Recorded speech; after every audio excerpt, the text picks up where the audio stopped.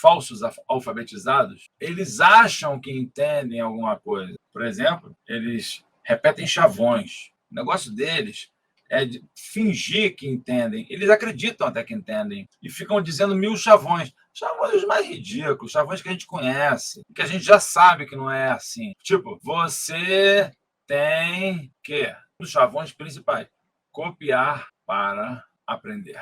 Desenho e pintura. Pensa, a pessoa tem que copiar. Ele acha que se para você desenhar um cavalo, você tem que dominar como pintar, como desenhar uma crina, o cavalo, as patas, o cavalo trotando, o cavalo galopando, o cavalo. E às vezes você não quer, você só quer desenhar o cavalo do seu jeito. Pô, às vezes você quer fazer o cavalo trotando, pulando, saltando, tudo bem. Cada pessoa vai desenhar o cavalo que tem dentro de si. Mas esses sabichões acham que você tem que copiar para aprender desenho e pintura. Então, é a cópia. Eles não entendem que não é a cópia. A arte não está na cópia, está na criação. Senão, o Van Gogh tinha que ter sido um copista. Ele não era, ele criava. Senão, Michelangelo teria sido um copista. Ele nunca copiou nada, ele criou. Não tem nenhuma cópia ali naquele Teatro Capela Sistina. Então, não é assim, não é copiando, e nem para aprender, porque tem até uma certa lógica nesse raciocínio. Ah, mas como é que eu vou saber como desenhar uma maçã se eu não olhar para uma maçã? Tudo bem, você pode até olhar para uma maçã observando a maçã e não copiando a maçã, porque aquela maçã é um objeto e você não está aqui para reproduzir um objeto, você está aqui para desenhar a sua maçã. A sua maçã é que importa. E não copiar aquela maçã. Copiar a maçã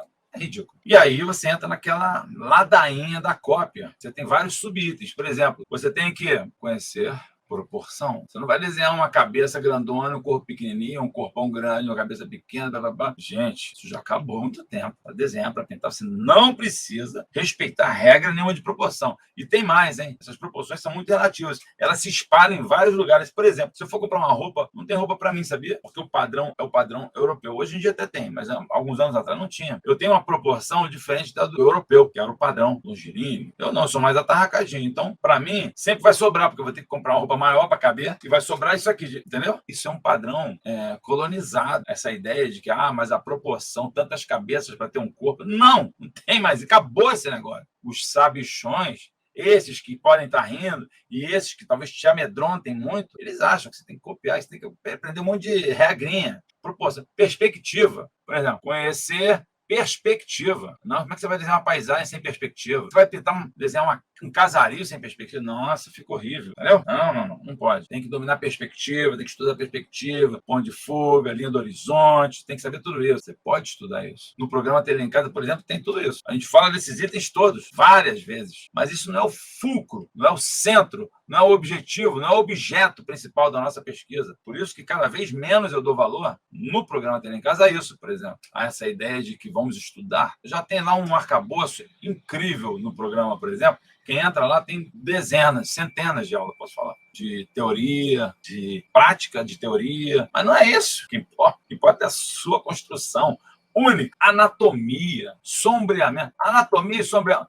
Conhecer perspectiva, conhecer anatomia, sombreamento. Vou começar a botar barra aqui. Sombreamento. Sabe, é tanta coisa que ficam te colocando na cabeça que essas pessoas acham que tem que fazer. Tem que sombrear muito bem sombreadinho para ficar bem realista. Tem que reproduzir a realidade. Tem que fazer igualzinho. Não tem nada de igualzinho. Essas pessoas que riem de você, muito provavelmente pseudo-conhecedoras de arte, na verdade não conhecem nada de arte. Não conhecem nada de história da arte. São chucras, sem conhecimento. Não entendem nada. Agora, é natural, eu considero natural e razoável que um artista tema um tipo desse, uma pessoa dessa. Você está começando, né? Você está começando, eu acho natural. Eu ficava inseguro. Hoje em dia, não.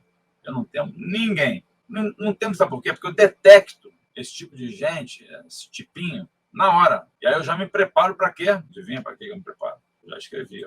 Ignore! Está incomodando eles. E aí eles vêm com esse negócio, riem, inventam. Nossa, mas está horrível, está sem proporção isso daí. Ignore isso aí, minha gente. Isso é uma coisa que não existe. Não existe. Tem que conhecer a história da arte. A pessoa falou isso com você, te dá logo uma dica. Já fala, olha só, por isso que eu falo que é importante conhecer a história da arte, para você poder explicar para essas pessoas, né? O que aconteceu nos últimos 200 anos. Pensa, 200. O cara está atrasado 2 séculos. Alguém vier rir da tua cara por causa disso, você fala, olha só, você, quero te dar uma notícia, você está atrasado 2 séculos, entendeu? 2 séculos. Início do século XIX, já estava começando lá, Barbizon, escola de Barbizon, os caras estavam já começando a revolução da história da arte. Nós estamos no primeiro quartel do século XXI, ou seja, 2 séculos atrás. Alguém vê a Rio, você está atrasado, cara. Você está em outro lugar. Conhecer mais, se atualizar mais. Essa hora, agora, você chegou até aqui, é hora de você se dedicar a conhecer onde é que se situa o seu trabalho criativo. Onde é que você está? Se conhece, você se insere em que família histórica da história da arte, você se liga em que parte da história da arte. Você gosta do modernismo, você gosta de que movimento dentro do modernismo, se situa. Porque isso aí vai te capacitar para falar com esses caras, com essas pessoas. Você tem medo de rir no teu trabalho, você vai perder o medo. Abandone, se você estiver começando agora, teme por isso, abandone a ideia de ter que copiar para aprender a desenhar, copiar para aprender a pintar. Não existe. Isso não existe. Ninguém tem que copiar nada. Abandone a ideia de repetir a realidade.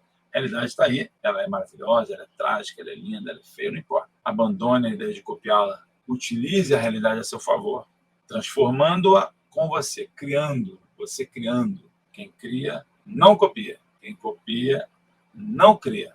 Se você quer criar, pare de copiar.